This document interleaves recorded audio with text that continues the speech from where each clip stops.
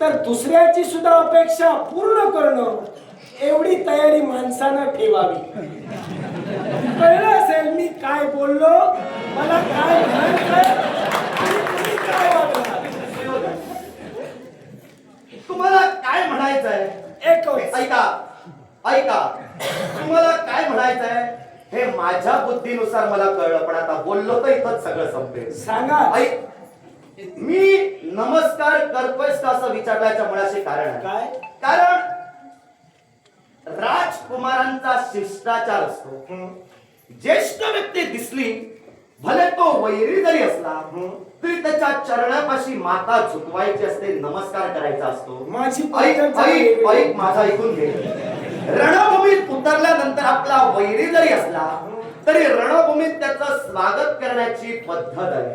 तुम्ही तेव्हा आल्या आल्या माझ्या नेत्रात तू पाहिलंस आणि जो स्वर तू लावलास त्यावरून मला समजलं की तुझा उन्माद अजून चिरडलेला नाही. दुसरी गोष्ट, तुझ्याबद्दल तुला काय वाटलं मला काही माहित नाही.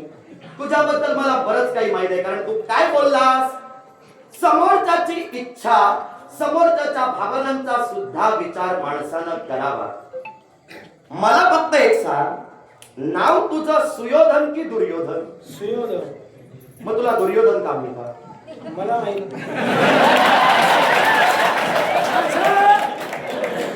माझ्या आई बापानं नाव माझं सुयोधन ठेवलं. सुयोधन या नावाशी मी एकनिष्ठ आहे. आता ज्यांना कमी बुद्धी आहे, जे अप्रबुद्ध आहे, ते दुर्योधन म्हणतील, त्याला माझं नाव मिळालं. कारण प्रथमच मी म्हणालो की दुसऱ्याच्या जीवनात सुद्धा आदर आपण जर दिला, आपण दुसऱ्याला पण जर दिला तर आपल्याला सन्मान मिळतो. तुम्हाला मी प्रथम म्हणालो की जर का तुमची अपेक्षा असेल की सुयोधनाला तुमच्या समोर नतमस्तक व्हायला होतं, तशीच माझ्या गुरुदेवतेंची इच्छा होती. सुख दुःखात वाटेकरी असतो तो मित्र. प्रत्येक मित्राचं पाऊल वाममार्गाकडे जात असेल, सद्मार्गाकडे नेतो तो मित्र. आई बापासारखा खंबीर माग उभा राहतो तो मित्र. मग मला सांगा, एकत्र तुम्ही गुरु शिक्षण घेतला, माझ्या गुरुमाऊलींची इच्छा दूध मागायला आली, नव्हेच तर गोमाता मागितली. तू उन्मत्त रे, तू उन्मत्त. कारण प्रत्येक माणसाला अहंकार होतो तो धनसंपत्तीचा, प्रत्येकाला अहंकार होतो तो पराक्रमाचा, पण तुझ्यापेक्षा महान नक्कीच गुरु द्रोणाचार्य आहे. गुरु द्रोणाचार्याचा अपमान तुझ्या राज्यात तू केलास. मग मला सांग, एका राजकर्त्याचं खरं कर्तव्य काय? सुंदर प्रश्न उपस्थित झाला, पण त्याआधी मी मुद्दा धरून चालतोय तुझा. तू काय सांगितलंस, तुमची जशी अपेक्षा होती मी तुम्हाला नमस्कार करावा, तशी गुरुची सुद्धा इच्छा होती तुझ्या.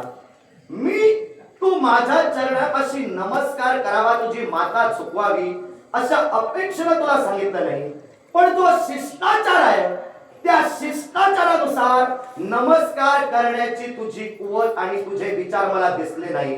ऐक, तेव्हा मी म्हटलं नमस्कार जर करत असशील तर वेगळं वळण कदाचित लागेल, पण जर पूर्वावळीची भाषा केलीस तर आता तुझ्या मूळ मुद्द्यावर येऊनच माझी सवय अशी आहे.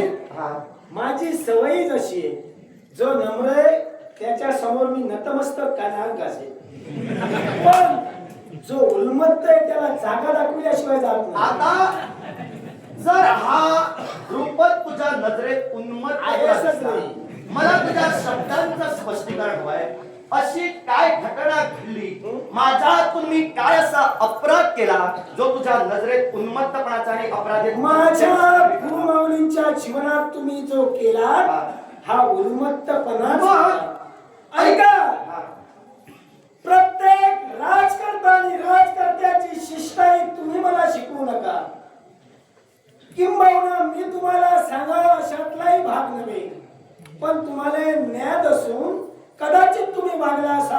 यात दोष तुमचा आहे आता माझा. बाजू मारतोयस की काय?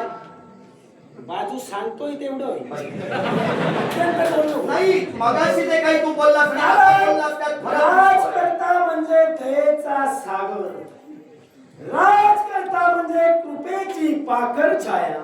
अरे वा. माणूस म्हणून जन्माला आलेला राजकर्ता म्हणे परमेश्वरी अंश असतो. मग तू माणुसकी का दाखविली नाहीस? माणुसकीला मोठा माती देऊन हा तुझा पांचाल देश आणि या पांचाल देशात उच्च नीचता चालते का?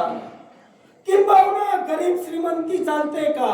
ऐक, म्हणून कदाचित तुझ्या नजरेत मी उन्मत्त ठरलो असेल. आहेस. प्रश्न केला होता राजकर्त्याचं खरं कर्तव्य काय, राजकर्त्याचं खरं भूषण काय. होय. तेव्हा प्रश्नाचं उत्तर देतोय आणि त्यानंतर चालतोय.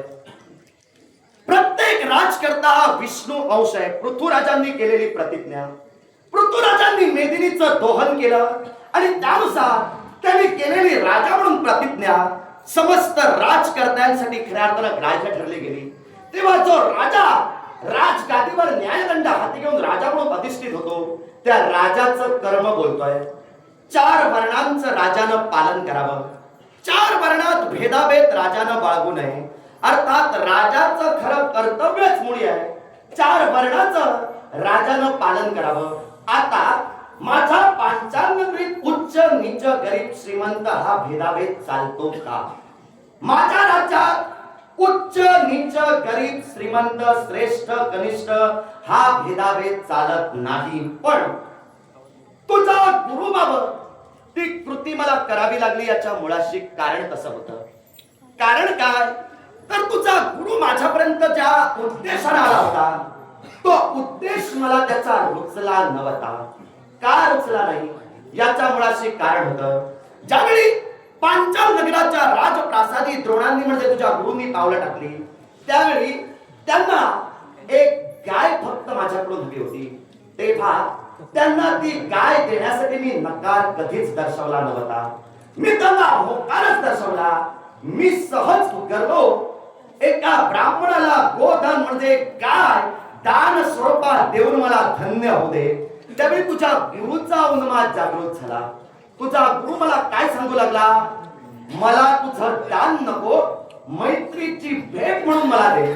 तेव्हा मी स्पष्ट शब्दात त्याला कथित केलं की तुझ्याशी मित्रत्वाचं नातं माझं कोणत्याही प्रकारचं नाही. मी अजूनही तुला ठाम सांगतोय तुझ्या गुरुशी मैत्रीचं नातं माझं नाही.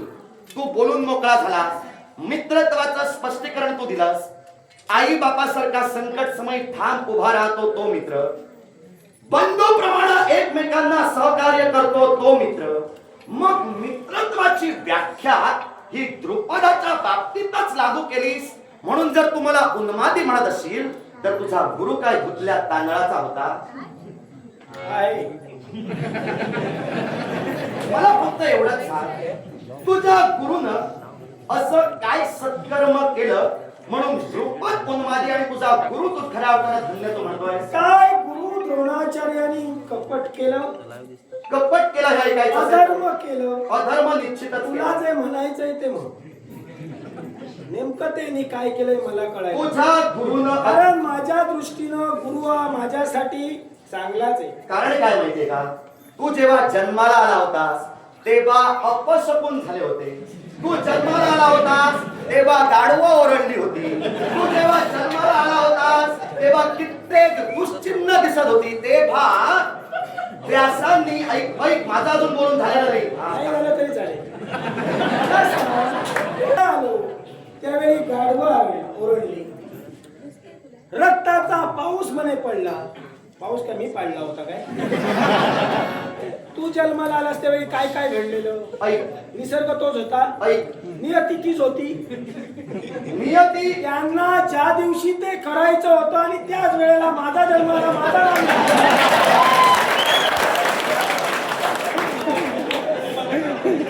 कुणासाठी थांबत नाही लक्षात ठेव. तू नियतीवर जाऊ नको आणि कुणाच्या वेंगावर असू नको. काहीतरी सांगून बाजू काय काय बाजू? तू जेव्हा जन्माला आलास तेव्हा हे घडलं. आता माझा जन्म कसा झाला हे तू सांगितलंस.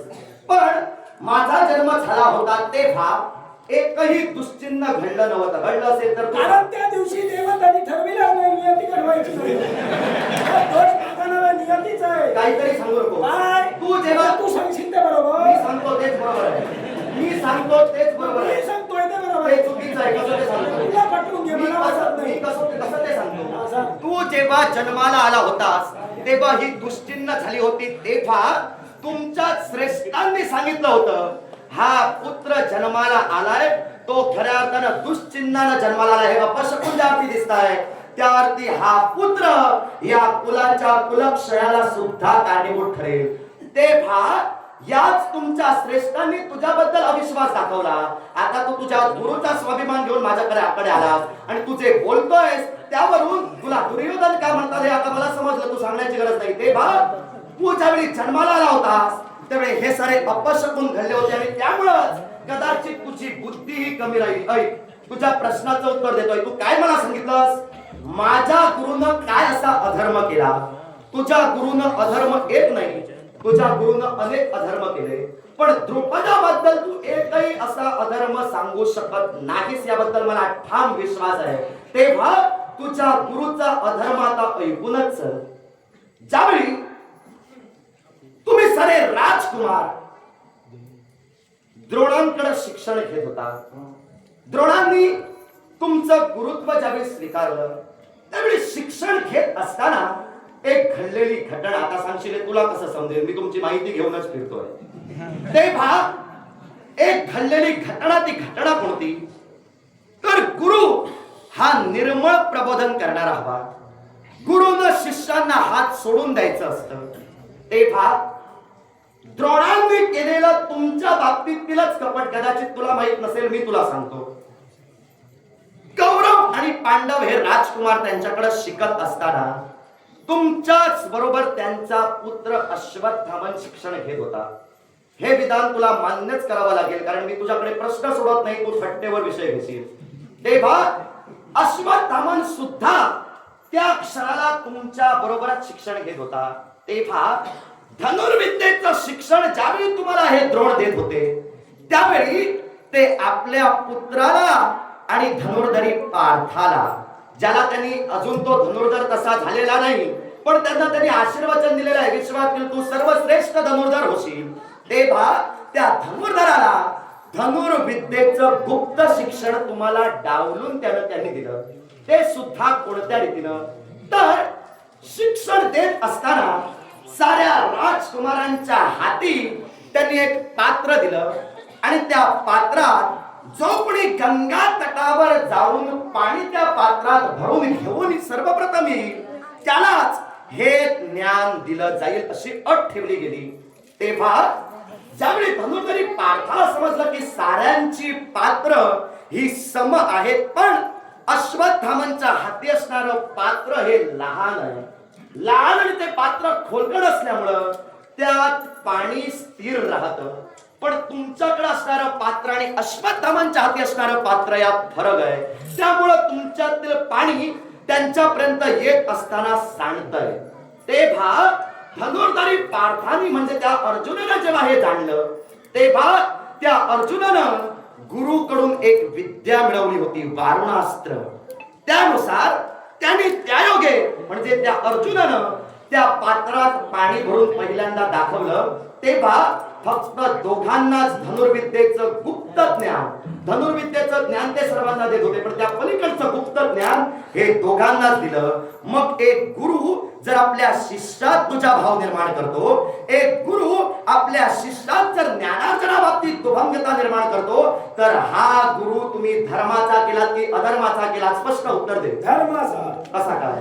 आमच्यासाठी. अरे पण तुझ्या बाबतीत त्यानं काय केलं? काही करू दे. म्हणजे तू अप्रबुद्धच आहेस, म्हणजे तू अप्रबुद्धच आहेस. असू द्या, एक लक्षात ठेव. काय? तू बुद्धिवान आहेस, मी अप्रबुद्ध आहे, मान्य. तू काय म्हणालास? द्रुपदांशी माझं मैत्रीचं नातं कुठंही नाही. मग राजे द्रुपद तुम्ही शिक्षण कुठं घेतलं? मी शिक्षण घेतलं ते भारद्वाज ऋषींच्या आश्रमात आणि द्रोणाचार्याने? त्याच आश्रमात. मग त्या ठिकाणी तुमचं मैत्रीचं नातं नव्हतं? मैत्रीचं नातं जर तू म्हणतोयस तर मैत्रीचं नातं नाही, तो माझा सहअध्यायी होता. हसू नकोस काय वा, वा, तुझा. वा. कारण गुरु द्रोणाचार्याने आम्हाला सांगितलं, हा. कारण तुझ्या मनात कपट त्यावेळेपासून येत, कारण ते तुला आपला मित्र मानायचे, पण असा कपटी मित्र जीवनात कुणाला मिळू नये. मी कपट काय केलं ते सरळ आणि स्पष्ट शब्दात सांग. मला सांग, काय? आता तू जर मित्रच नाही म्हणत असशील तर माझा तर तू काही बोलूच शकत नाही. कारण मला माहित आहे, मला माहित आहे तुझा महत्वाचा मुद्दा तो होतास. मी जर तुला होय म्हटलं तर तुझं खूप पाजळणार. तेव्हा मी महत्वाचा मुद्दाच करून ठेवला, मी दिला नाही. आता तुला सांगतोय, कारण काय आहे, कसंही असलं तरी तू वातावरण निर्मिती करणार आहे. तेव्हा तुझ्याकडून काहीतरी अपेक्षा आहे. माझं सैन्य तू येताच चित्त प्रफुल्लित झालं, माझं सैन्य तू येता ज्या अर्थी प्रफुल्लित झालं त्या अर्थी तुझ्याकडून काहीतरी आशा आहे. तेव्हा जे घेऊन आलास ते आता मारून जाऊ नकोस. तो मित्र आहे, सांगतो, बोल काहीतरी.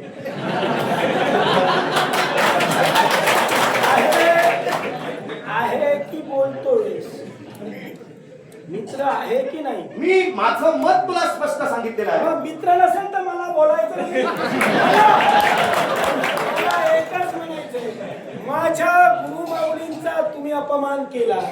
राजा म्हणून तुम्ही जर त्यांना अपमानित करू शकता, एका गरीबाला जर का तुम्ही मदत करू शकत नसाल, तर माझ्या दृष्टीनं तुम्ही राजा म्हणण्याच्या योग्यतेचे नाही. मग माझ्या दृष्टीनं घडलेला प्रसंग सविस्तर ज्ञात करण्यापूर्वी टीका करणारे तुम्ही आधी राजकुमार या पदाला पात्र नाहीत. कारण मी त्याला दान देण्यासाठी नाकारलं नव्हतं, पण तो द्रोण उद्गारला, मला तुझं दान नको, मला भेट हवी आहे. एका ब्राह्मणाचं कर्म बोलतोय, ब्राह्मणाला दान स्वीकारायला लाज वाटता कामा नये.